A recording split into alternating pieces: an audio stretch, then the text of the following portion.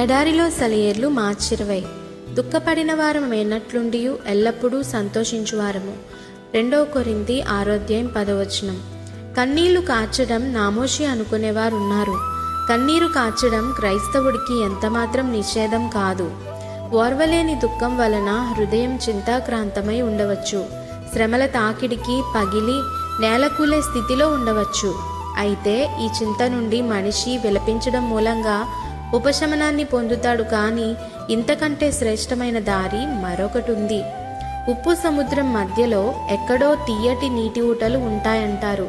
అతి కఠినమైన గండశిలల నెర్రల్లో కొండ శిఖరాలపై అతి సుకుమారమైన పుష్పాలు వికసిస్తాయంటారు.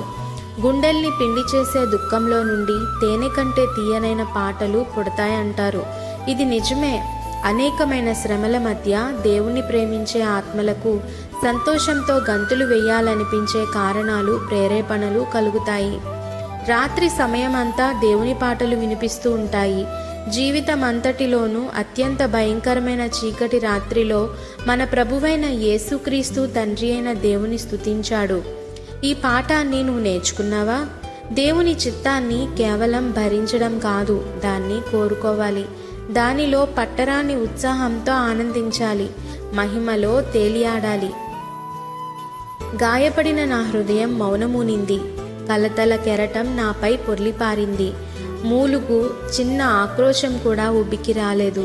పెదవులు బిగబట్టి కన్నీటికి ఆనకట్టలేశాను. మౌనమే శరణ్యం. బాధ కలిగించేది ప్రేమే అని తెలుసు. చివరి ఆదరణ బిందువుని ఆవిరి చేస్తుంది. మిగిలిన ఒక్క తీగని తెంపేస్తుంది. దేవుడే ప్రేమ.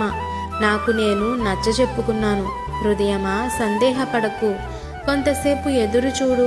లేవనెత్తుతాడాయన. అవును, ఆయనకిష్టమైనప్పుడు. గుండెలో మ్రోగిన వాగ్దానాన్ని విన్నాను.